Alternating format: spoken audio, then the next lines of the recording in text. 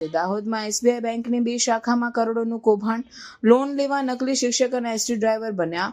Railway કર્મીઓએ પણ નકલી પગાર સ્લીપ બનાવી. 31 સામે એફઆઈઆર, 18ની ધરપકડ. દાહોદ શહેરની સ્ટેટ બેંક ઓફ ઇન્ડિયાની 2 શાખાઓમાં ખોટા દસ્તાવેજો અને બનાવટી પગાર સ્લીપ્સના આધારે લોન મેળવી બેંક સાથે છેતરપિંડી અને વિશ્વાસઘાતનો મામલો સામે આવ્યો છે.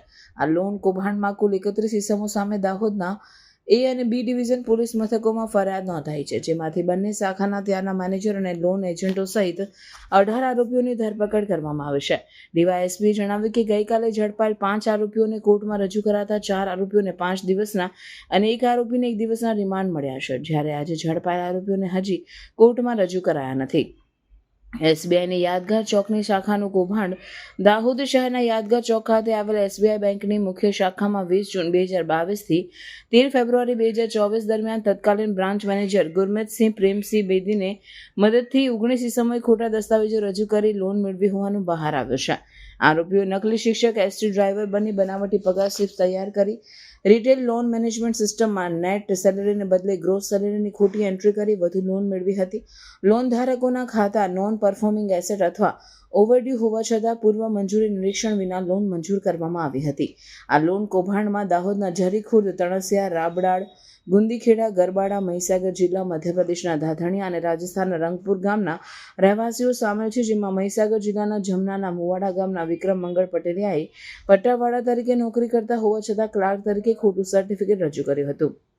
ધાનપુરના નવાનગર ગામના સંજય રૂપા હઠીલાએ કેશ, ક્રેડિટ લોન અને ડિજિટલ લોન માટે ખોટા કોટેશન બિલો રજૂ કરી સેન્ટિંગ સામગ્રીની ખરીદી ન કરતા લોનની રકમનો દુરુપયોગ કર્યો હતો. આશિષ શિમલ બારિયાએ હોમ લોન અને સુરક્ષા લોનનો ઉપયોગ 4 માળનું મકાન બાંધવાને બદલે અધૂરું બાંધકામ કરી રકમનો દુરુપયોગ કર્યો હતો. ગુરમીત બેદીએ આ લોનની રકમ કોન્ટ્રાક્ટરને બદલે આશિષના ખાતામાં ટ્રાન્સફર કરી આવકના દસ્તાવેજો અને બાંધકામનું નિરીક્ષણ કર્યા વિના લોન મંજૂર કરી હતી. આ લોન કૌભાંડ અંગે હાલના બ્રાન્ચ મેનેજર દીપક ગુલાબરાવ પવારે દાહોદ એ ડિવિઝન પોલીસ મથકમાં ફરિયાદ નોંધાવતા પોલીસે આઈપીસી કલમ 420, 409, 465, 467, 468, 471, 120B અને 34 હેઠળ ગુનો નોંધી તપાસ શરૂ કરી છે. એસબીઆઈની સ્ટેશન રોડ શાખાનું કૌભાંડ. દાહોદ શહેરના સ્ટેશન રોડ પર આવેલી એસબીઆઈ શાખામાં 1 સપ્ટેમ્બર 2021 થી 20 જૂન 2024 દરમિયાન બ્રાન્ચ મેનેજર મનીષ વામનરાવ ગવલે અને 10 લોન ધારકોએ ખોટા દસ્તાવેજોના આધારે લોન મેળવી હોવાનું જણાયું છે. આરોપીઓએ નોકરીનું સ્થળ ખોટું બતાવી બનાવટી પગાર સ્લીપ્સ રજૂ કરી અને બ્રાન્ચ મેનેજરે દસ્તાવેજોની ચકાસણી કર્યા વિના વધુ લોન મંજૂર કરી હતી. આ મામલે બેંકના અધિકારી નીતિન ગોપીરામ પુડિંગે દાહોદ બી ડિવિઝન પોલીસ મથકમાં ફરિયાદ નોંધાવી, જેના આધારે પોલીસે ગુનો નોંધી કાયદેસરની કાર્યવાહી શરૂ કરી છે. આરોપીઓની ધરપકડ અને પોલીસ તપાસનો ધમધમાટ. દાહોદ જિલ્લા નાયબ પોલીસ વડા જગદીશ ભંડારીના નેતૃત્વમાં તપાસ શરૂ થઈ છે. અત્યાર સુધીમાં બ્રાન્ચ મેનેજરો ગુરમિતસિંહ બેદી, મનીષ ગવલે, રાજેશ મચાર, ભરત પારગી, સુભાષ તાવિયાડ, સંજય ડામોર અને એજન્ટ પ્રેમ શેખ સાથે કુલ 18 આરોપીઓની ધરપકડ કરવામાં આવી છે. બાકીના આરોપીઓની ધરપકડ માટે પોલીસે ચક્રો ગતિમાન કર્યા છે. બેન્કિંગ વ્યવસ્થા પર સવાલ ઉઠ્યા. આ લોન કૌભાંડે બેન્કિંગ પ્રક્રિયામાં પારદર્શિતા અને નિયમોના પાલનની જરૂરિયાત ઉજાગર કરી છે. પોલીસ તપાસમાં વધુ ખુલાસા થવાની શક્યતા છે, જેની સ્થાનિકોમાં ચર્ચા ચાલી રહી છે. Reporter Nageshwar Sen, Dahod. Dahod town A division તથા બી ડિવિઝન પોલીસ સ્ટેશન ખાતે એસબીઆઈના બ્રાન્ચ મેનેજરો દ્વારા ફરિયાદ દાખલ કરવામાં આવી હતી.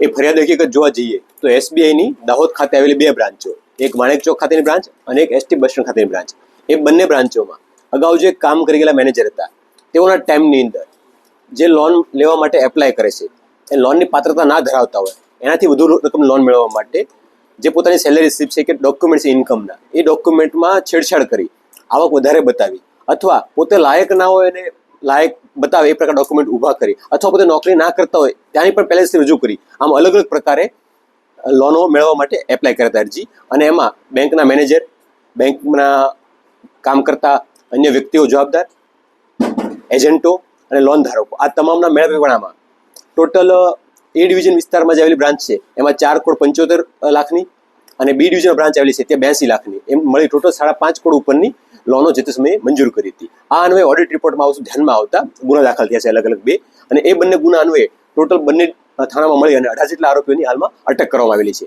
જેમાં 2 મેનેજર જેમના નામ મનીષ ગવલે અને ગુરમિતસિંહ બેદી છે અને 2 એજન્ટો સંજય ડામોર અને ફહીમ શેખ છે. અને આ સિવાયના 14 લોકો છે એ લોન ધારકો છે, જેમને અટક કરવાની કામગીરી પૂર્ણ કરવામાં આવેલી છે અને બાકીની તપાસ હાલમાં ચાલુમાં છે.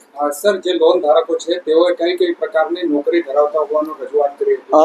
હાલમાં પ્રાથમિક દ્રષ્ટિએ તપાસ થઈ છે. એમાં જે અમુક લોકો છે રેલવેમાં નોકરી કરે છે, અમુક લોકો પોતે એસટીમાં કંડક્ટર હોય કે ડ્રાઈવર હોય એ પ્રકારના ખોટા સર્ટી ઊભા કર્યા છે અને એના આધારે લોન મેળવવાનો પ્રયત્ન કર્યો છે. મહત્વની મોરસ ઓપરેટિંગ કઈ પોતાની?